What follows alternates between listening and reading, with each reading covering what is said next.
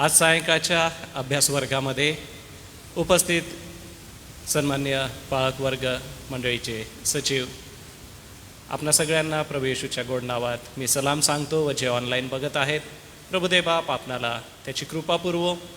आपण हे अध्ययन करीत आहोत आणि या अध्ययनाच्या द्वारे आपल्या विश्वासामध्ये खूपच भर पडलेली आहे आणि आपल्या पवित्र शास्त्राकडे बघण्याचा दृष्टिकोन हा देखील बदललेला आहे. आज एका फार महत्त्वपूर्ण आणि मौल्यवान अशा विषयावरती आपण मनन करणार आहोत. या विषयाला आपण सुरुवात करण्यापूर्वी परमेश्वराची कृपा मागूया.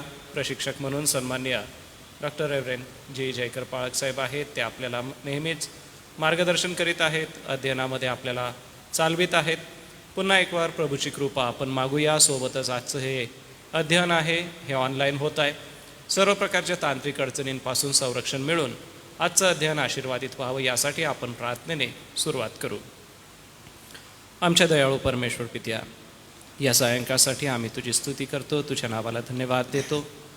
व आज अध्ययन वर्गामध्ये आम्ही सर्व एकत्र येऊन ज्या एका मौल्यवान अशा विषयाकडे बघणार आहोत. विवाह ही कुटुंब संस्था तू स्थापन केलीस आणि प्रभू त्यामध्ये तुझा दैवी दृष्टिकोन काय आहे तो आम्ही आज अभ्यासत आहोत. बाळकसाहेबांना तुझी कृपा आणि अनुग्रह दे. जे अध्ययन त्यांनी आम्हासाठी आणलेलं आहे ते देवबापा देत असताना तू त्यांच्याद्वारे आम्हाशी बोलण्यासाठी लागणारी शक्ती, बळ आणि कृपा आपल्या स्वर्गीय भांडारातून तू त्यांना पुरव व आम्हा सगळ्यांसाठी हे अध्ययन आशीर्वादाचं होऊ दे. जे ऑनलाईन बघत आहेत त्यांनाही प्रभू तू आशीर्वादाने भरून टाक व होणारं हे जे ऑनलाईन प्रक्षेपण व अध्ययन आहे हे देवबापा आशीर्वादाचं होऊ दे. ही प्रार्थना प्रभू येशू ख्रिस्ताच्या गोड नावात केली म्हणून तू ऐक. आमेन. मी आपल्या सगळ्यांच्या उपस्थितीमध्ये सन्मान्य डॉक्टर रेव्हरेंड जी जयकर पाळक साहेबांचं स्वागत करतो व पुढील वेळ अध्ययनासाठी मी त्यांच्या हाती देतो.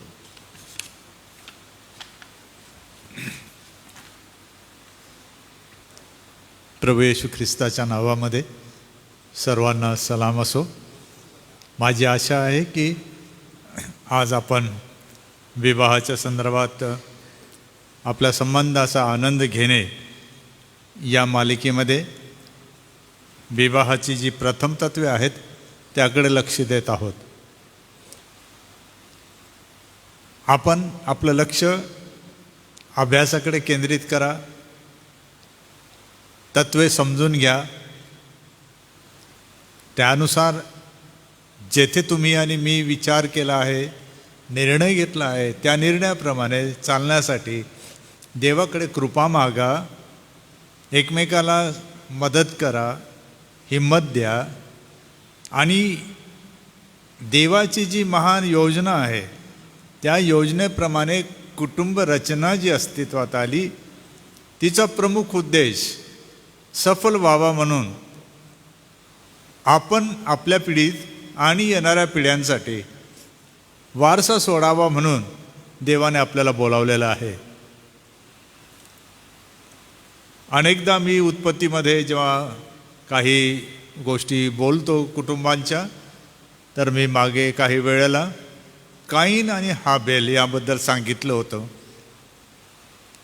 की काईन आणि हाबेल यांना आपल्या पापाच्या क्षालनासाठी अर्पण करावं लागतात, देवाला प्रसन्न करण्यासाठी अर्पण करावं लागतात, रक्त सिंचन व्हावं लागतं. हे कोणी शिकवलं? त्यांना हे कसं समजलं? हाबेलाला हे कसं समजलं की मी माझ्या कळपातून एक प्राणी, त्याचं रक्त व त्याचं हवन मी देवाला केलं पाहिजे. दुसऱ्या बाजूला काईन आहे, शेताच्या उत्पन्नापैकी काही घेऊन आला. दोघही प्रकारची अर्पणं नियमशास्त्र देण्या अगोदर ही मुलं करताना आपल्याला दिसतात.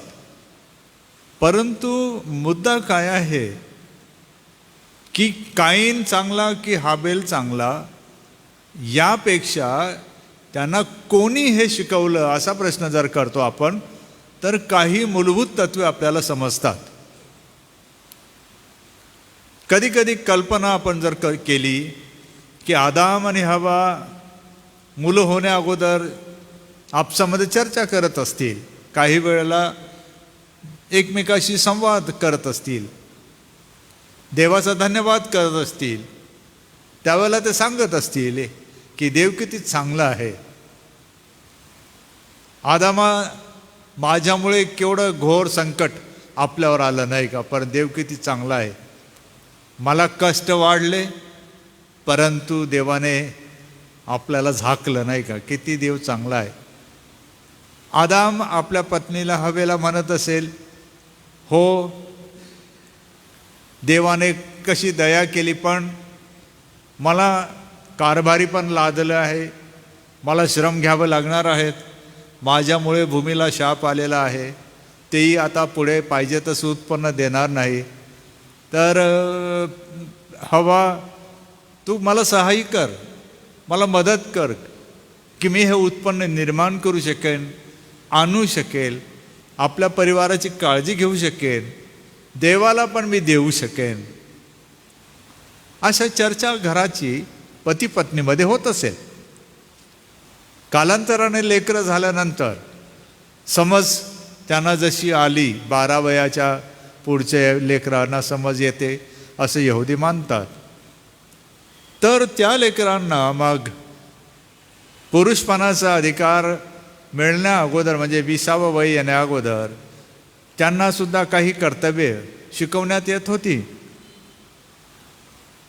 त्यांनी कोणाला बघितलं असेल अर्पण करताना त्यावेळेला, तर निश्चितपणे आदाम आणि हवेला, की देवाचा धन्यवाद करायला शेताचं उपज आणत असतील, म्हणजे निर्ढळाने कमवलेला, निर्ढळाच्या घामाने कमवलेलं उत्पन्न देवाला ते देत असतील, दशांश देत असतील. कारण पुढे आपल्याला दिसतं की अब्राम जेव्हा आला तर अब्राम दशांश देतो. मग अब्रामापर्यंत ही बातमी कोणी पोहोचवली? ती निश्चितपणे आदाम आणि हवेकडून परंपरेने त्याच्यापर्यंत आली असेल. मग ही लेकरं मोठी झाल्यावर जेव्हा अर्पण करतात, हा जो प्रभाव होता की देवाला संतोषविण्याची आवश्यकता असते, आणि ती आवश्यकता म्हणजे देवाला त्याच्याच पद्धतीने, त्याच्याच नियमांतर्गत ही प्रसन्न करण्याची क्रिया पूर्ण करावी लागते. जर स्वार्थ आणि हेवा निर्माण झाला तर त्याचे दुष्परिणाम निपजतात. आईबाप आपल्या लेकरांशी बोलत असतील, काईन आणि हाबेल हे ते ऐकत असतील, आणि त्यामुळे त्यांना घरामध्ये शिक्षण मिळालं की देवाला प्रसन्न करण्यासाठी अर्पण करावं लागतं. वारसा सोडणे म्हणजे देवाची जी मूलभूत योजना आहे, ती मूलभूत योजना अशा प्रकारे तिच्यात आपण सामील व्हावं, क्रियाशील असावं, तिचा वारसा आपल्याला आपल्या लेकरांच्या लेकरांपर्यंत, पिढ्यांपर्यंत देता यावा म्हणून परिश्रम घ्यावे, ही देवाची इच्छा आहे. परंतु कालांतराने हळूहळू मनुष्य विकास होत गेला, संख्या वाढत गेली, देश निर्माण होत गेले, एकमेकापासून दूर जाऊन वस्तीला लोक गेले.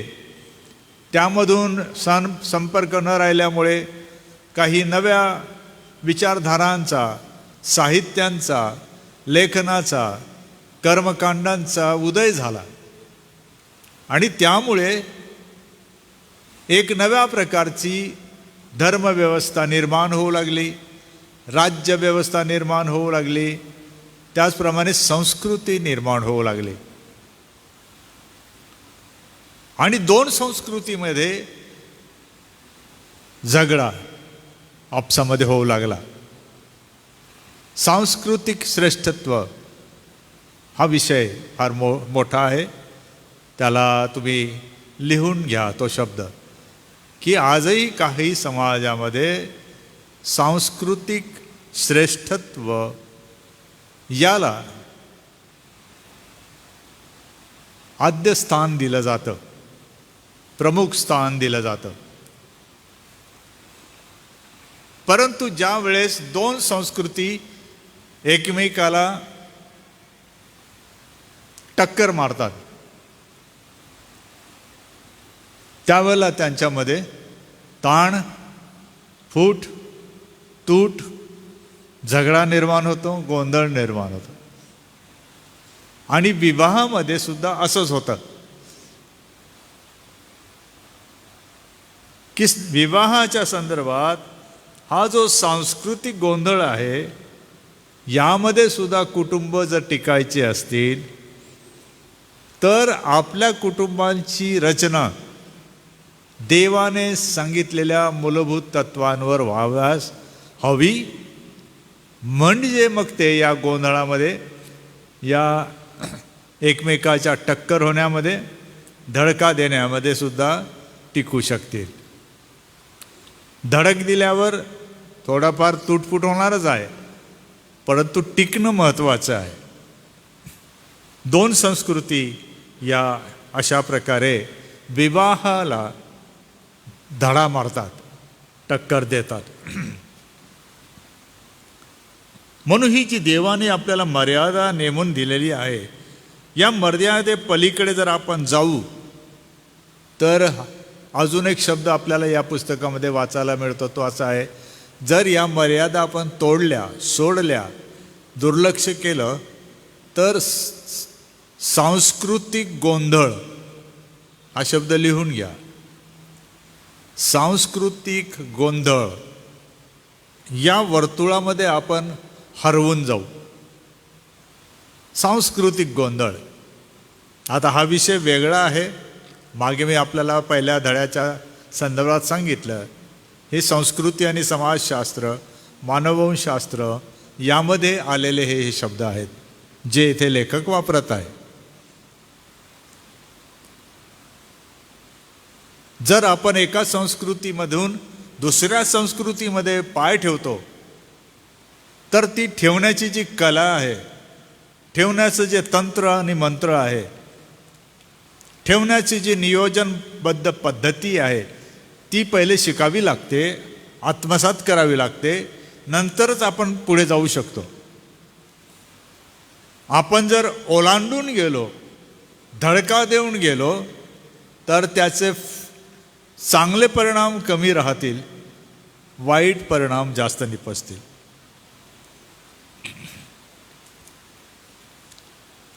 म्हणून सांस्कृतिक आकृतीबंध हा मागच्या शृंखलेमध्ये हा शब्द होता.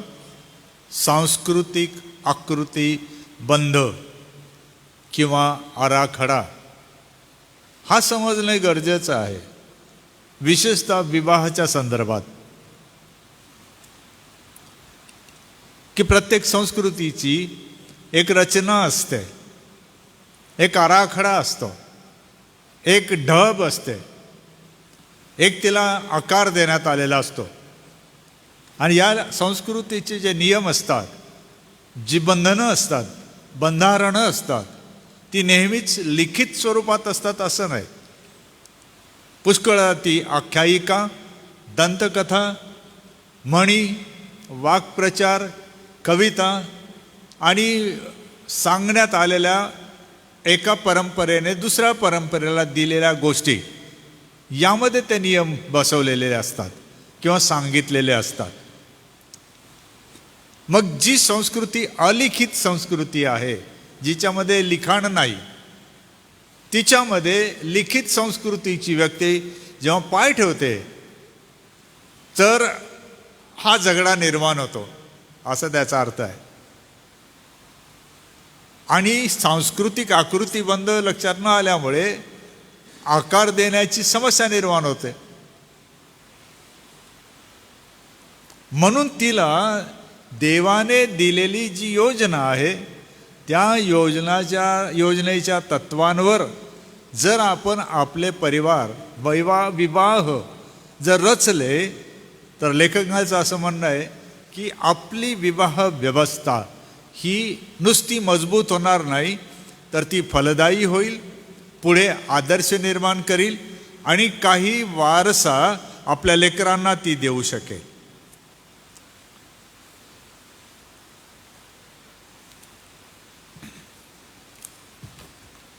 लेखक या अभ्यासामध्ये 5 गोष्टी आपल्याला लक्ष देण्यासाठी देत आहे. तुम्ही लिहू शकता किंवा तुम्हाला परत एकदा ऐकता येतं. पहिली गोष्ट लेखक सांगतो, देवाच्या योजनेच्या मर्यादा समजून घ्या.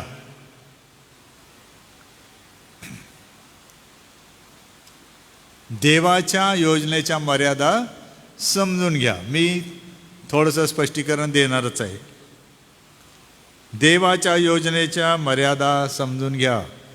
दुसरी गोष्ट तो सांगतो लेखक की ह्या ज्या योजना आहेत काळजीपूर्वक या योजना समजून घ्या. देवाच्या या योजना काळजीपूर्वक समजून घ्या.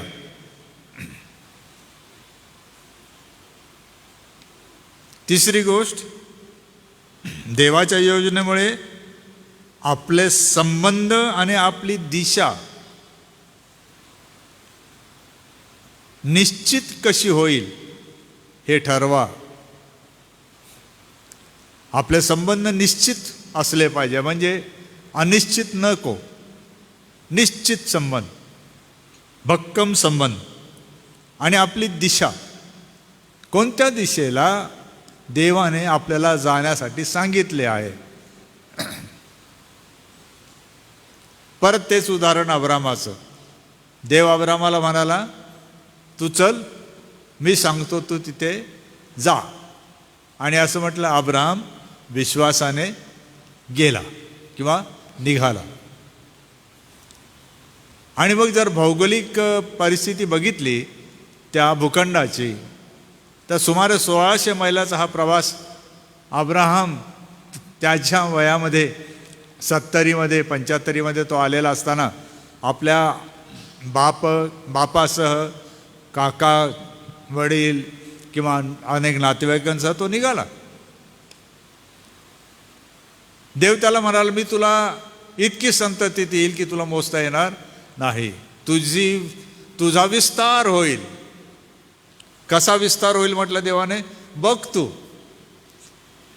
तुला जितकं बघता येईल, जितकं लांब तुझी दृष्टी असते तितकं बघ. है ना.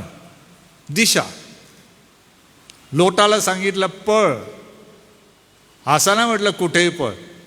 तो म्हणतो मला इकडे नाही जावणार, मला तिकडे जाऊ दे. असं त्याला सांगितलं, तो डोंगराकडे पळ.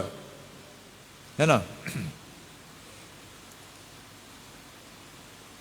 म्हणजे आपल्याला दिसतं देव अमर्याद आहे, देवाच्या योजना अमर्याद आहेत, देवाची दिशा अमर्याद आहे. परंतु मनुष्य काय आहे, मर्यादित आहे. म्हणून त्याची दिशा त्याने जी ठरवली, तर त्या ठरवण्यामध्ये त्याची मर्यादा त्याला लक्षात आली पाहिजे.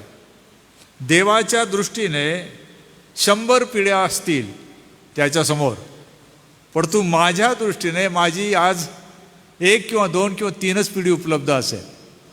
देवाला जेव्हा 100 दिसतात तेव्हा मला 3च ठाऊक आहेत. माझी मर्यादा आहे.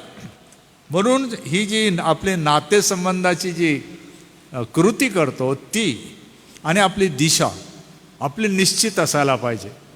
की मी एका घरातून दुसऱ्या घरात, एका संस्कृतीतून दुसऱ्या संस्कृतीत पाय टाकत आहे, तर हे माझे संबंध टिकावे म्हणून काय करावं लागेल.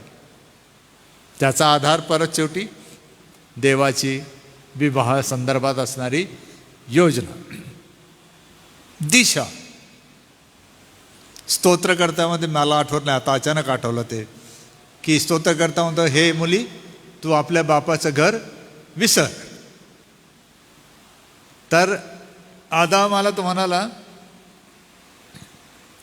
की, आदाम म्हणतो हवेला, तू कोण आहे, माझ्या हाडातलं हाड मांसातलं मांस आहे. आणि मग लेखक म्हणतो, म्हणून यास्तव पुरुष आपल्या आईबापास सोडून आपल्या स्त्रीस जडून राहील. 2 शब्द आहेत तिथे, सोडून आणि जडून. हे महत्त्वाचे शब्द आहेत. म्हणजे देवाची जी दिशा आहे, एका पायरीवरून दुसऱ्या पायरीवर, एका क्षेत्रातून दुसऱ्या क्षेत्रावर जेव्हा कुटुंबे जातात किंवा बनतात, तर ते निश्चित झालं पाहिजे त्यांना की मी कोणत्या दिशेला जात आहे. चौथी गोष्ट आहे, आपल्या विवाहाची पायाभरणी येणाऱ्या पिढ्यांसाठी भक्कमपणे करणे. आपल्या विवाहाची पायाभरणी भक्कमपणे करायची. कशाला? येणाऱ्या पिढ्यांपर्यंत तुम्ही आशीर्वादित व्हायला पाहिजे म्हणून. आणि पाचवी गोष्ट आहे, पत्नी आणि पती या दोघांना दिलेले मार्गदर्शन त्यांनी दोघांनी देवाच्या योजनेचा भाग म्हणून स्वीकारणे. की हे कोणी सांगितलं? देवाने सांगितलं आहे. पौल जरी लिहित असेल तर देवाचा पवित्र आत्मा त्यांना प्रेरणा देऊन सांगत होता, हे लिही.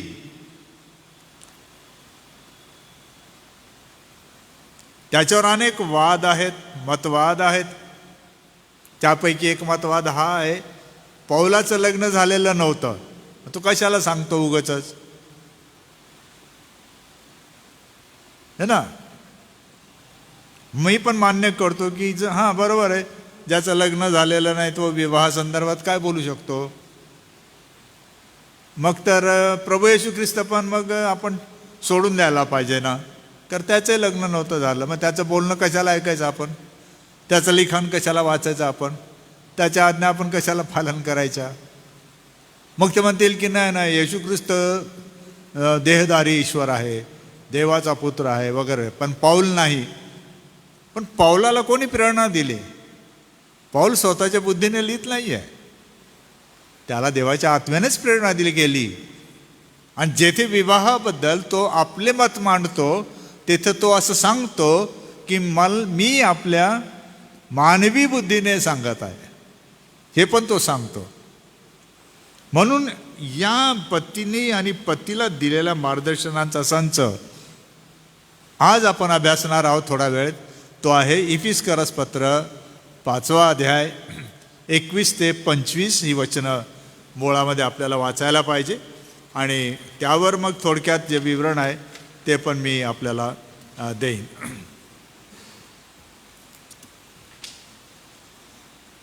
इफिस्करस पत्र 5वा अध्याय 21 ते 25. खरं तर हा आपण अगोदर अभ्यासला आहे 2 वेळेला हा परिच्छेद. आपण 15 पासून 6वा अध्याय 9व्या वचनापर्यंत आपण अभ्यासलेला आहे. परंतु याच्यामधून आज जो मुख्य आपला विषय आहे की देवाची विवाह संदर्भात असणारी मूलभूत योजना काय. वचन 21 ते 25 मी वाचतो. स्त्रियांनो, तुम्ही जशा प्रभूच्या अधीन तशा आपापल्या पतीच्या अधीन असा. कारण जसा ख्रिस्त मंडळीचे मस्तक आहे तसा पती पत्नीचे मस्तक आहे. शिवाय ख्रिस्त हाच शरीराचा तारणारा आहे. तरी मंडळी जशी ख्रिस्ताच्या अधीन असते तसं स्त्रियांनीही सर्व गोष्टीत आपल्या पतीच्या अधीन असावे. पतींनो, जशी ख्रिस्ताने मंडळीवर प्रीती केली तशी तुम्हीही आपापल्या पत्नीवर प्रीती करा. ख्रिस्ताने मंडळीवर प्रीती केली आणि स्वतःच तिच्यासाठी समर्पण केले.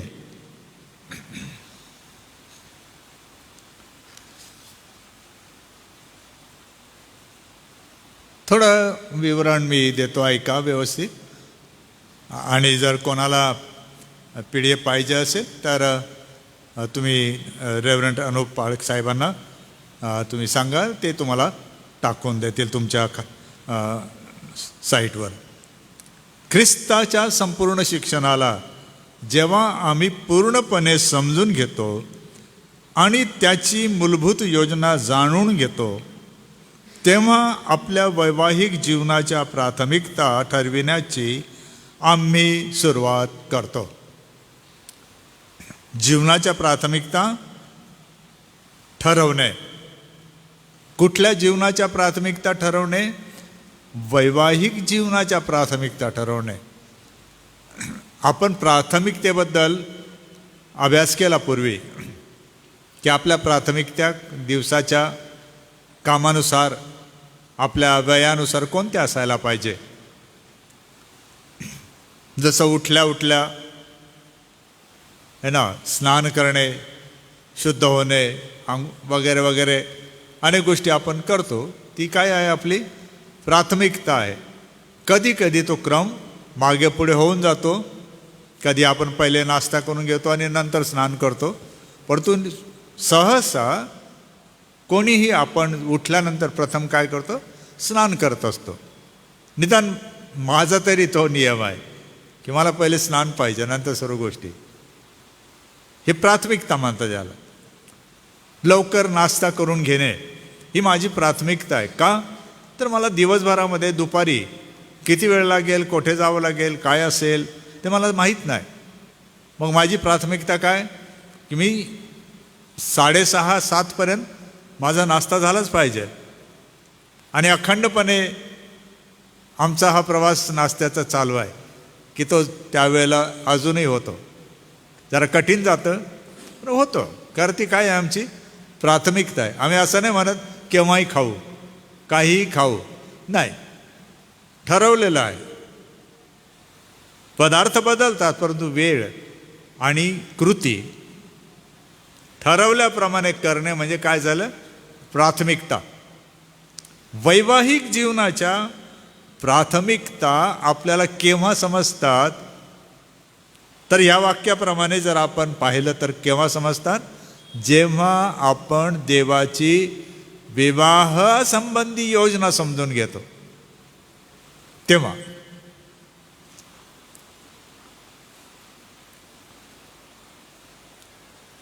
दुसरी गोष्ट ही आहे की जर आपण ख्रिस्ताचे खरे शिष्य बनू इच्छितो तर त्याच्या योजनेला तसेच आपल्या कुटुंबाकरिता व आपल्या मंडळाकरिता असलेल्या त्याच्या मार्गदर्शनाला आपण आपले जीवन समर्पित करावे.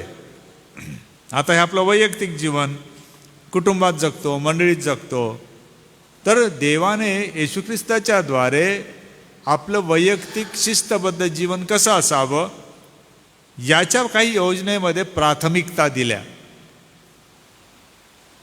येशूच्या शिष्यांच्या प्राथमिकता कशामध्ये? त्याच्या मागे चालण्यामध्ये येणाऱ्या प्राथमिकता. शिष्य म्हणजे विद्यार्थी. विद्यार्थ्याची प्राथमिकता काय? सायंकाळी सर्व झाल्यावर होमवर्क झाला की नाही पाहणे, पूर्ण करणे, योग्य वेळी विसावा घेणे, सकाळी लवकरच उठणे, परत तेच व्यायाम करणे किंवा पळून घेणे, स्नान करणे, शाळेचा अभ्यास काय आहे टेबल पाहणे आणि त्याप्रमाणे आपला टाइम टेबलप्रमाणे रचणे. अनेक गोष्टी विद्यार्थी दशेमध्ये येतात. शिष्य म्हणजे विद्यार्थी. शिष्य बनला म्हणजे बेशिस्त नसतो तो आपली शिस्त राखतो. ही शिस्त कशावर आधारित आहे?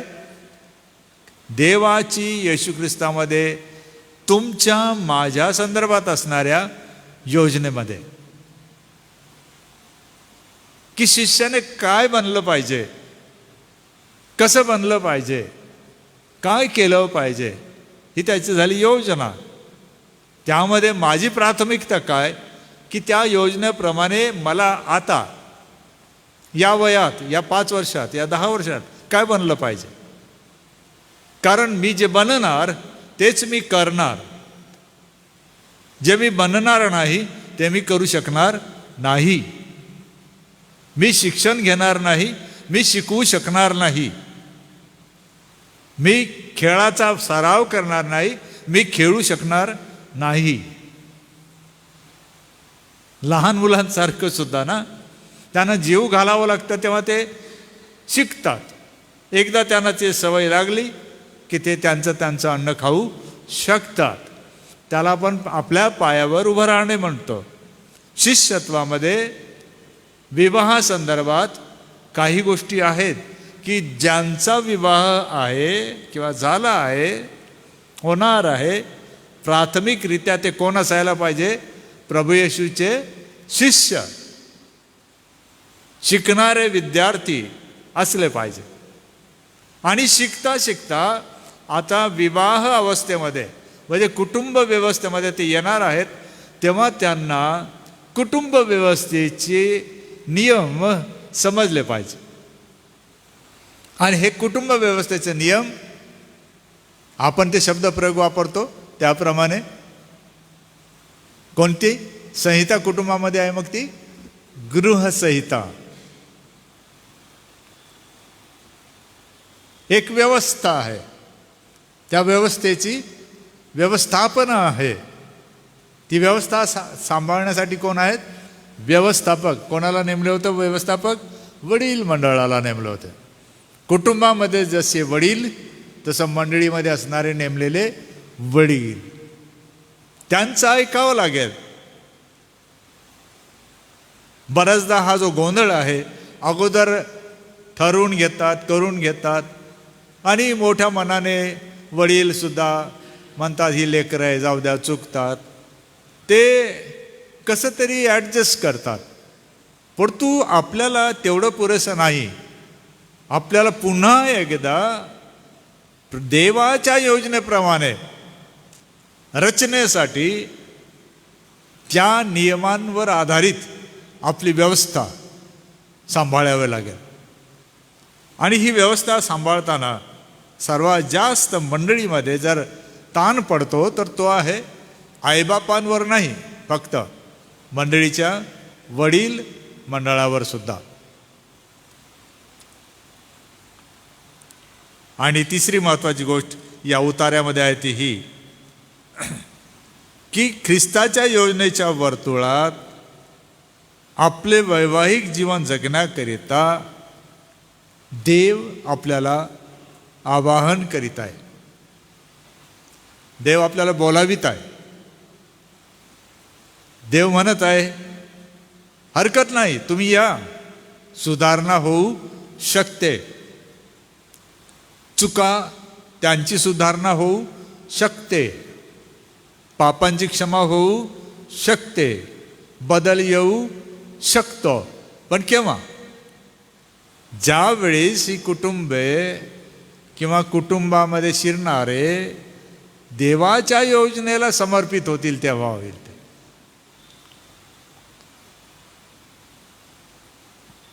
आपोआप होणार नाही.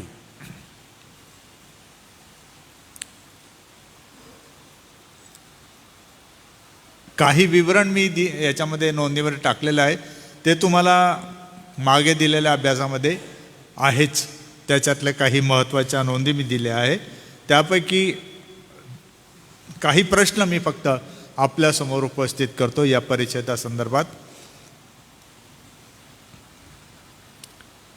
आपण अगोदर या 5व्या अध्यायामध्ये पाहिलं तर 15व्या वचनामध्ये मागे आपण पाहिलं होतं की देवाच्या योजनेमध्ये विवाहाची व्यवस्था टिकावी म्हणून आणि फलवान व्हावी म्हणून आपण कसं चालावं याचं उत्तर पौलाने 5वा अध्याय 15व्या वचनामध्ये दिलं. कुटुंबांनी कसं चालावं? जपून. जपून चालण्यासाठी ते कसे असावे? ज्ञानसंपन्न, ज्ञानी असतात त्या प्रकारे. डोळे झाक करता येणार नाही, पट्टी बांधून चालता येणार नाही. तुमचे ज्ञानचक्षु हे उघडे पाहिजे. तुम्हाला दिसलं पाहिजे की सभोवर काय होत आहे, कोणते प्रभाव आपल्या मुलांना मुलींना देवाच्या योजनेपासून दूर नेत आहेत. कोणते असे प्रभाव करणारी तत्वे आहेत जगाची की जी कुटुंबांना देवाच्या मूलभूत तत्वांपासून वेगळं बहकवण्यासाठी कार्यरत आहेत. ह्याची दखल घ्यावी लागेल. आणि ही दखल घ्यायची असेल तर आपण सर्वांनी, विशेषतः विवाह झालेल्यांनी, विवाह ज्यांचे तुटले त्यांनी पण, विधवा विधूर असू शकतात त्यांनी पण, कुमार आणि कुमारिका यांनी पण, आजी आजोबांनी पण काय लक्षात घ्यायला पाहिजे की आपण ज्ञानांसारखे जपून सभोवार नजर टाकून चालायला शिकायला पाहिजे. एक ज्ञानी जेव्हा सल्ला देतो, जर तो माझ्या उपयोगासाठी भल्यासाठी असेल तर दुसऱ्यांनी त्याला दुजोरा दिला पाहिजे की हे बरोबर आहे. आज कुटुंब वेगळ्या वृत्तीने वागतात. काही गोष्टी अतिशय चांगल्या असतात, सुचवल्या जातात. तुम्हालाच कोणी सांगितलं आणि तुम्हालाच काय येतं, अशा प्रकारची अरेरावी भाषा त्या वडील मंडळाला किंवा सांगणाऱ्याला ऐकावे लागते. तुमचा काय संबंध, आम्हाला समजतं, आम्हाला कळतं, आम्ही करू शकतो, असं होतं. ह्याचं कारण काय? लोक वाईट आहे म्हणून का? लोकांना बुद्धिमत्ता नाही का? आहे, पण ते काय डोळे बंद करून चालतात. ज्ञानी काय करतात? डोळे उघडे ठेवून सभोवतार बघत चालतात. जी कुटुंब देवाच्या योजनेमध्ये आहेत त्या कुटुंबांनी पहिली गोष्ट लक्षात ठेवायची आहे की ज्ञान संपन्नता सांभाळायची आहे. ती तुमच्याकडे असू शकते, घरात असू शकते, वडीलधाऱ्या माणसांकडे असू शकते, चांगल्या मित्रांकडे असू शकते. तिच्याकडे डोळे झाक करू नका. का? तर जेथे दिशा आपल्याला पादाक्रांत करून जाणं आहे तेथे सभोवताली काय घडत आहे हे आपल्याला न कळत काय वेळेला धोका देणाऱ्या गोष्टी घडू शकतील. तर हे ज्ञानवंत निगराणी ठेवणारे डोळे मला तुम्हाला मदत करू शकतील. त्यामुळे आपल्याला खबरदारीने चालावं लागतं, असा त्याचा अर्थ आहे. दुसरा प्रश्न असा होता की असं ज्ञान संपन्न होऊन जपून चालत प्रभूची इच्छा समजून घेण्यासाठी आम्ही काय करावं?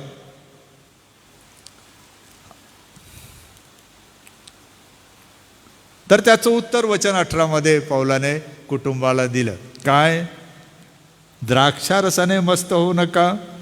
द्राक्षरसात बेतालपणा आहे, पण पवित्र आत्म्याने परिपूर्ण व्हा.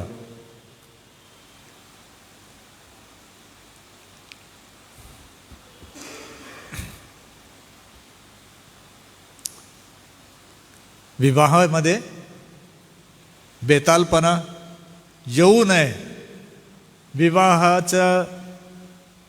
विवाहाचं जहाज समुद्रामध्ये झोकांड्या खाऊन बुडू नये असं जर वाटत असेल तर आपल्याला कशाची गरज आहे?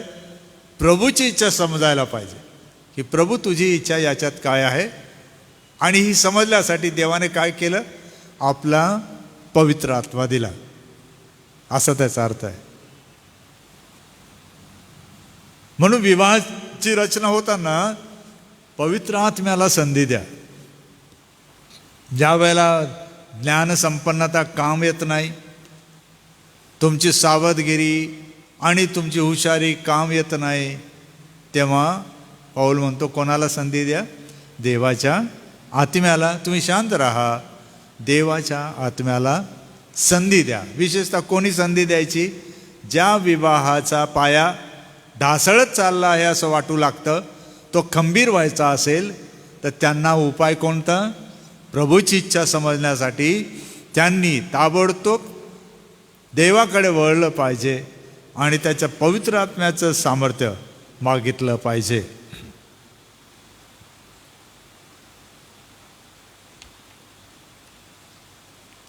तिसरा प्रश्न आहे की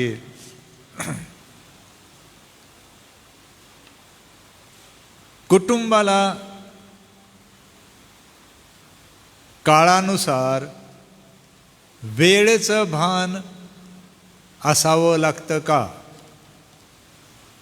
कुटुंबाला किंवा वैवाहिक जीवनामध्ये जगत असताना आपल्याला वेळेचं भान ठेवावं लागतं का? समय, काळ, परिस्थिती, त्याचं उत्तर आहे हो. पाऊल सांगतो, तुम्ही काय करा, वेळेचा सदुपयोग करा. वचन 16 आणि तो शब्द जो होता सदुपयोग, विकत घ्या, वाया घालू नका, कारण तो किमती आहे. फेकू नका, वाया घालू नका, वेळ परत येत नाही. त्याचा सदुपयोग करा, शिका. नाहीच काय करतायत तर शास्त्र वाचा, प्रार्थना करा, गाणं म्हणा, आठवा, देवाची कृपा आठवा, देवाचा धन्यवाद करा. रात्र असेल तर जरा बाहेर निघा, आकाशाकडे बघा. ढगाळ जरी असेल तरी तुम्ही सांगू शकता की या पलीकडे सुद्धा जग आहे, विश्वमंडळे आहेत, माझ्या देवाने निर्माण केलेली आहेत. सांगा स्वतःला, पुष्कळ काय करण्यासारखं आहे. परंतु वेळ जर गेली तर पुन्हा संधी मिळत नाही, ती विकत घ्यावी लागते. संधी गमवू नका, मौल्यवान असते, असा त्याचा अर्थ आहे. सॉरी.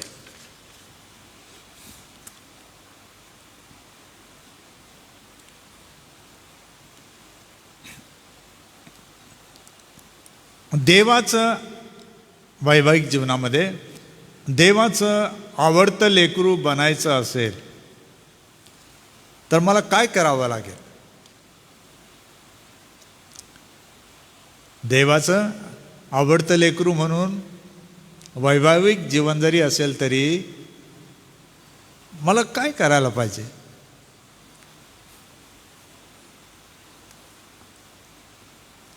वचन 21, पती आणि पत्नीने काय करायला पाहिजे?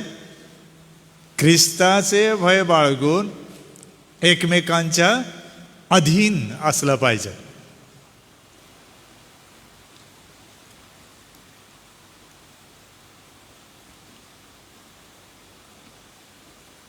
आपली ओळख काय? देवाचं लेकरू आहे मी. कशावरून समजतं? जसा मी देवाच्या अधीन तसा मी माझ्या पत्नीच्या किंवा पतीच्या अधीन, माझ्या अधिकारांच्या अधीन, माझ्या मालकाच्या अधीन, माझ्या मुलाबाळांच्या अधीन. कारण कधी कधी मुलं ही आपल्याला फार मोलाचं शहाणपण देतात, मार्गदर्शन देतात. आमच्या मानसशास्त्रामध्ये शिकताना मोठे विद्वान झाले, त्यांनी असं म्हटलं, child is the father of man. मूल मनुष्याचे वडील आहेत, अशी संकल्पना आहे. कधी कधी आपण हे कुटुंबामध्ये जगताना, विवाह झाल्यानंतर लेकरांकडे त्या दृष्टीने बघतच नाही आणि त्यामुळे त्यांच्या अधीन आपण राहत नाही.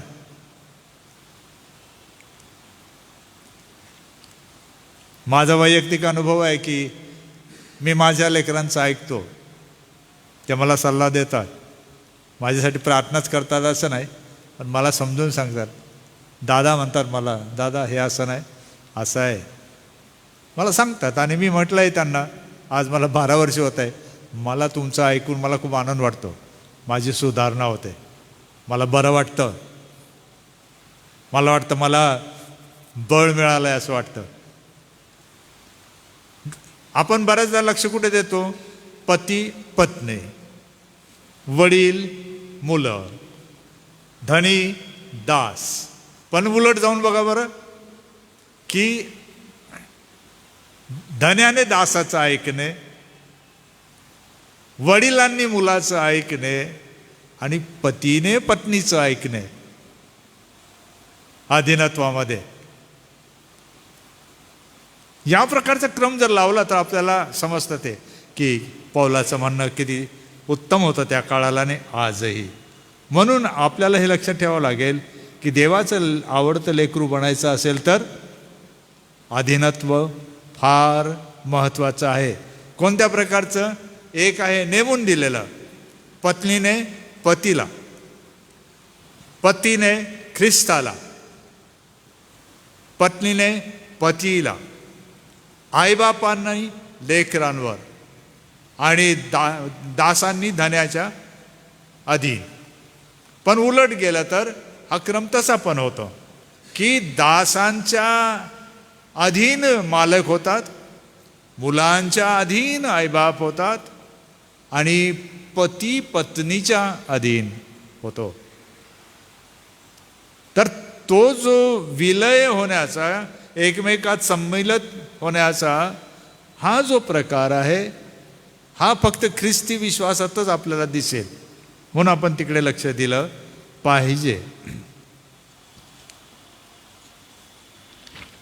आणि शेवटी आहे की जर आपल्याला विवाहाच्या या मूलभूत योजनेला घडवायचं असेल, टिकवायचं असेल तर त्याचं मुख्य सूत्र काय आहे? प्रीती. पत्नीची पतीवर प्रीती, मुलांची आईबापावर प्रीती आणि दासांची धन्यावर प्रीती.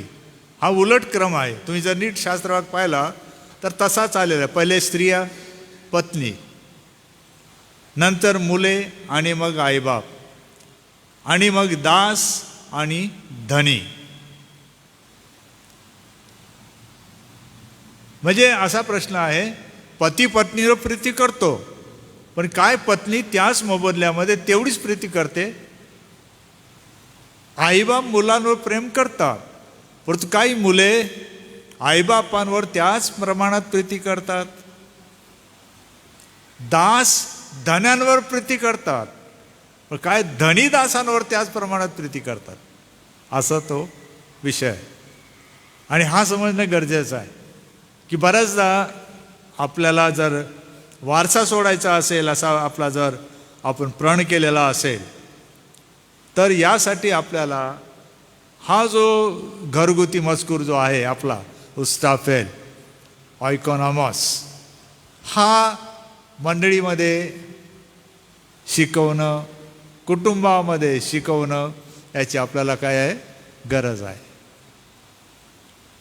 की साधा जसा येथे आलेला मजकूर, काय मजकूर आहे की स्त्रियांनी पतीच्या अधीन असावं, ठीक आहे ना, परंतु पतींनी सुद्धा स्त्रियांच्या म्हणजे पत्नीच्या अधीन असावं. रेसिप्रोकल आहे, म्हणजे देवाणघेवाण आहे त्याच्यामध्ये.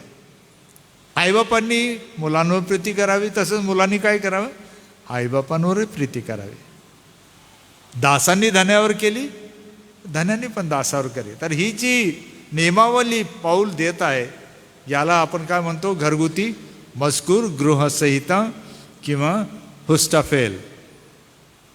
तुम्हाला आठवत असेल हे शब्द. आणि ही संहिता विवाह टिकवण्यासाठी देवाची काय आहे? मूलभूत योजना. असा हा पाठ आहे. म्हणून याचा अभ्यास करणे, समजून घेणे, हे तत्व लक्षात घेणे याची फार गरज आहे. आणि त्यातल्या त्यात आपल्या सांस्कृतिक आराखड्यामध्ये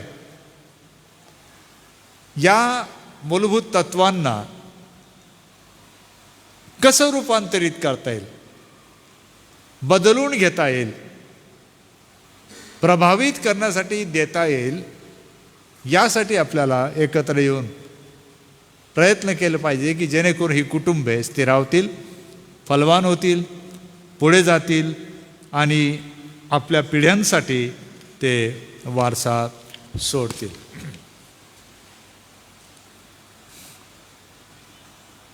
सारांश मी असा केलेला आहे, माझी काही उत्तरं मी या माझ्या अभ्यासात दिलेली आहेत की ख्रिस्ताचे मंडळीशी असलेल्या नात्याप्रमाणे कुटुंबाचे परस्परांशी नाते असावे. येशू ख्रिस्त हा आपल्या नात्याला मोजण्याचा मापदंड आहे. तत्व काय? आपलं नातं कसं आहे? कुटुंबामध्ये, परिवारामध्ये, मोठ्या घरामध्ये, मंडळीमध्ये हे कसं मोजायचं? त्याचा मापदंड काय? प्रभू येशू ख्रिस्त. आणि विशेषतः काय? त्याने केलेली प्रीती. हा तो मापदंड आहे. मग तत्व काय आहे मग यामध्ये? जर विवाहाची मूलभूत योजना टिकायची असेल तर तत्व काय? टिकण्यासाठी आपण काय करावं? एकमेकावर प्रीती करावी. हे तत्व झालं.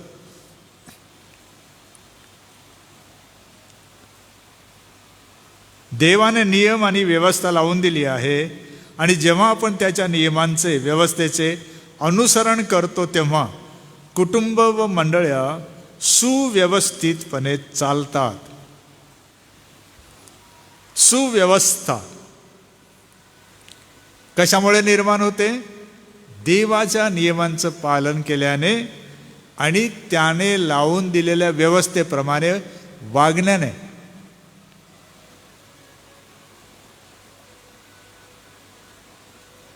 तत्व काय?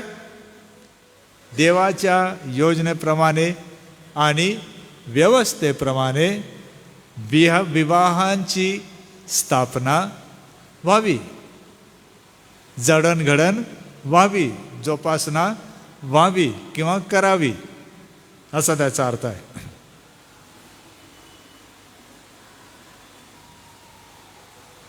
प्रत्येक कुटुंब वेगळे वेगळे असू शकते व ख्रिस्ताच्या रचनेशी तुलना करताना ते वेगळे दिसू शकते. अर्थ काय? प्रत्येक कुटुंब वेगळं आहे, पण ख्रिस्तामध्ये एक आहे, मंडळीत एक आहे. परंतु त्यांचं वेगळेपण हे ख्रिस्ताच्या मूलतत्वांशी विरोध दर्शवणारा असेल तर ते कुटुंब त्या नियमांप्रमाणे वागणारं नाही. तत्व काय याच्यामध्ये? मग कुटुंब वेगळं असलं तरी त्यांचा व्यवहार, वर्तनाचा आधार काय? प्रभू येशू ख्रिस्ताची नियमावली किंवा दाखवलेली रचना किंवा विवाहाचा आराखडा, हे विविध शब्द वापरलेले आहेत. कुटुंबांना आपल्याला काय समजून सांगायचं आहे? आराखडा तुम्ही शिका, समजून घ्या. वेगळे आहात, देवाची स्तुती असो, कारण ते असणार आहे, पण त्याचा अर्थ असा नाही आपण विरोधक आहोत. लक्षात आलं का तुमच्या? आपलं वेगळं पण आहे, मी वेगळं आहे, आपण वेगळे आहात, पण आपण एकमेकाचे विरोधक नाही, आपण एकमेकाचे शत्रू नाहीत. मतभिन्नता आहे, विचार भिन्नता आहे, खानपान संस्कृती भिन्नता आहे, सर्व आहे, परंतु मूल तत्व काय आहे? ख्रिस्तामध्ये आपण काय आहोत? एक. म्हणून आपल्याला या विवाहाची व्यवस्था जी आहे हिची पुनर्रचना करणं गरजेचं आहे. आणि त्याच्यासाठी मंडळीला, वडिलांना, आईबापांना श्रम घ्यावे लागतात. आणि ह्या श्रमांचं फळ काय असणार आहे पुढे? तर येणारी पिढी ही आशीर्वादित होईल. येणाऱ्या पिढीला तुम्ही काहीतरी वारसा सोडून जाल. तुम्हाला आणि मला जर असं वाटतं माझ्या येणाऱ्या पिढीच्या, माझ्या नातवांना, परतवंडांना पुरेसं अन्न मिळालं पाहिजे, चांगले कपडे घालता आले पाहिजे, उत्तम शिक्षण मिळालं पाहिजे, तर तरतूद करण्याची जबाबदारी कोणाची आहे? आईबापांची. आईबापांनी लेकरांची या अशा संदर्भात तरतूद करायला पाहिजे. जर मी ती तरतूद करतो आणि खर्च मी वेगळाच करतो, कसं काय होणार आहे? आणि शास्त्रामध्ये पौलाच्या शिक्षणाप्रमाणे पण ही गोष्ट समजणं गरजेचं आहे की विवाह व्यवस्था ही मंडळीला ओझं म्हणून निर्माण करण्यात आली नाही. ज्या वेळेस आदाम आणि हवा यांना एकत्र जोडण्यात आलं, जरी त्यांनी अपराध केला तरी पहिली गोष्ट त्यांना सांगण्यात आली, तुम्हाला आता काय करायचं आहे? श्रम. बाईला म्हटलं तुला काय उचलायचं आहे? दुःख. तुझा ओढा कोणाकडे राहील? नवऱ्याकडेच राहील. तुला घाम गाळावाच लागेल. मग कुटुंबाशी विनाकारण खर्च करतील का? उधळतील का? चैन करतील का? मुलांना काही करतील का? हट्ट पुरवतील का? आवश्यक ते दिलंच पाहिजे, का म्हणून देऊ नये? परंतु उधारू सणवार करायचं, सावकाराकडून आणायचं, आपल्या खर्च चालूच आहे, कसं होणार आहे? आणि मग शेवटी मंडळीकडे दिलं तर ठीक, नाही दिलं तर मग वाईट.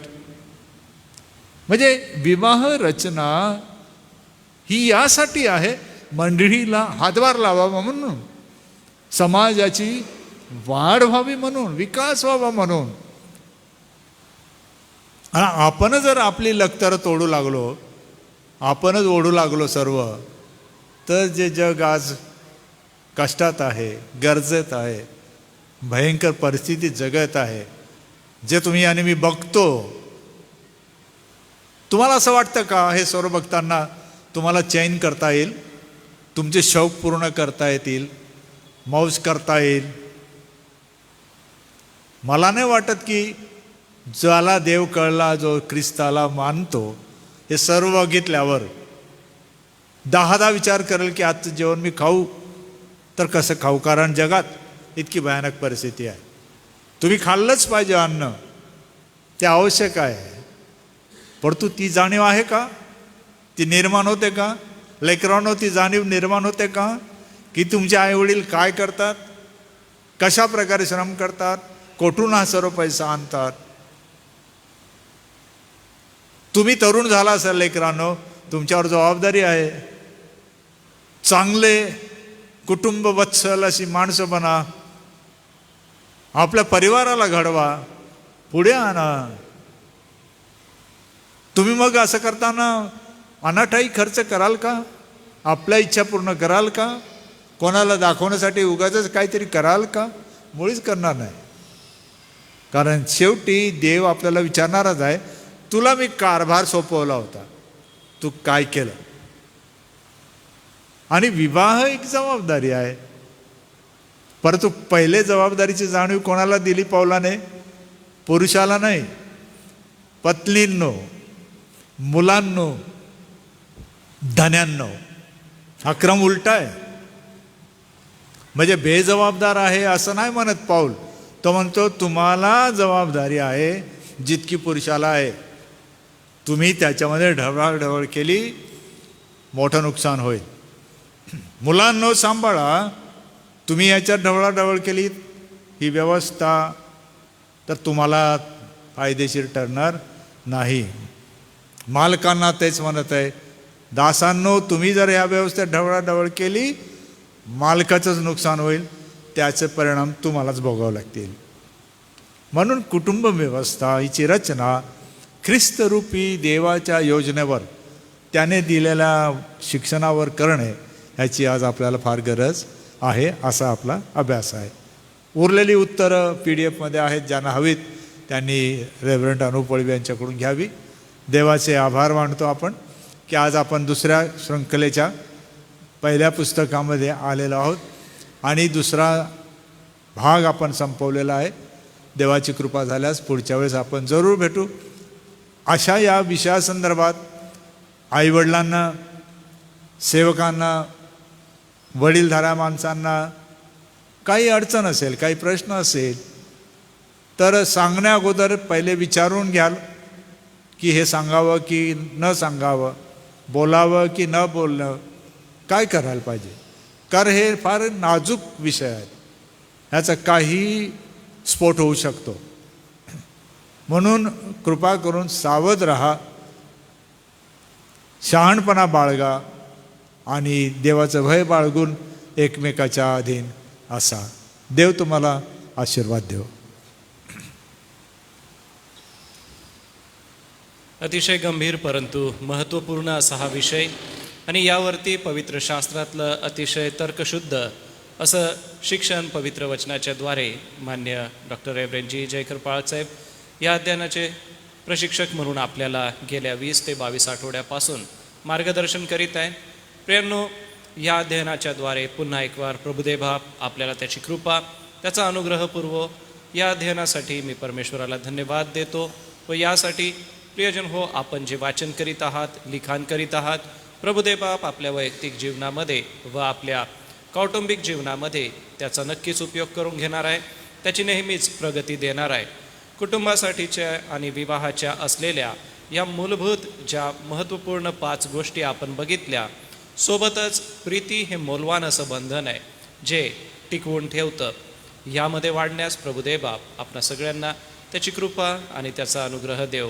या वेळेला आपण समारोप करूया. समारोपाच्या प्रार्थनेसाठी मी सन्मान्य रेव्हरेंड जे एच पठारे पाळक साहेबांना विनंती करतो, कृपा करून आपण पुढे या, प्रार्थना करा. प्रार्थना झाल्यानंतर आपण प्रभूची प्रार्थना म्हणू, त्यानंतर पाळक साहेब प्रभूचा आशीर्वाद देतील.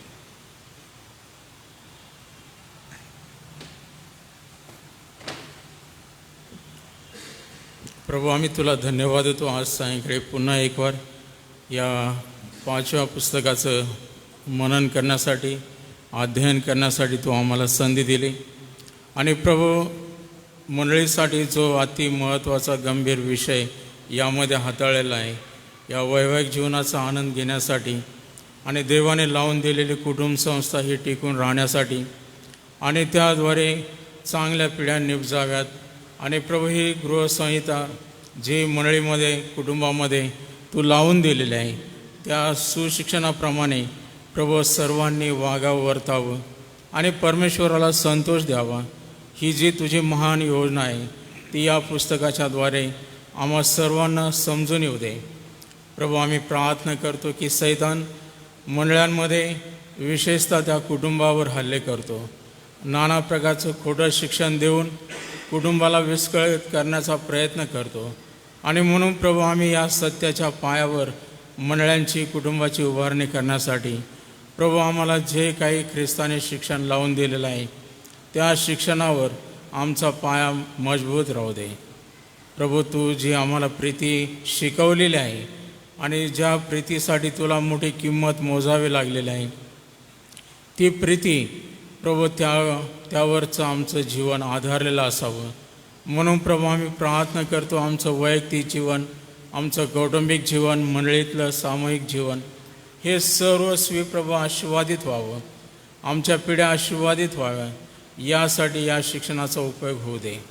प्रभू, आम्ही या अध्ययनासाठी विशेष तुला धन्यवाद देतो. चांगल्या प्रकारे समजून उमजून आमच्यापर्यंत हे वचन आणण्यासाठी तुझ्या दासाने जी मेहनत घेतली आणि प्रभू ते जे मार्गदर्शन केलेलं आहे त्याबद्दल आम्ही तुझे आभार मानतो.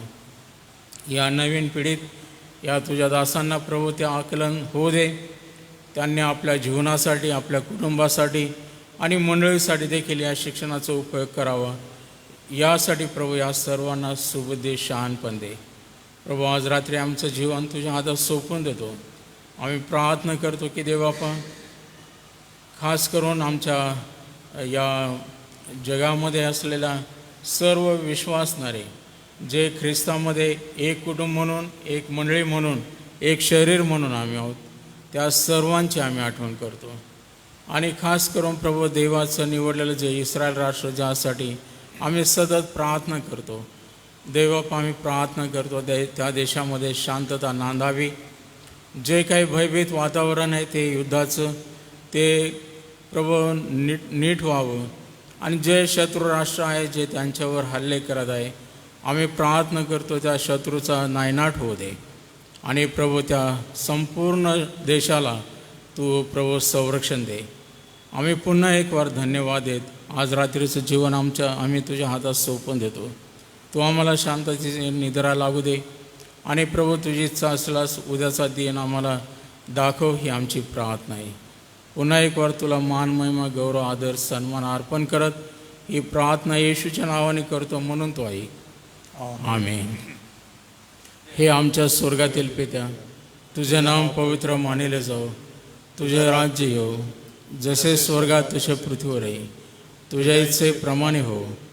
आमची रोजची भाकर आज आम्हाच दे आणि जसं आम्ही आमच्या ऋणास ऋण सोडितो तसेच तो आमच्या ऋणापासून सोड आणि आम्हास परीक्षेत आणू नकोस तर आम्हास सर्व वाईटापासून सोडी.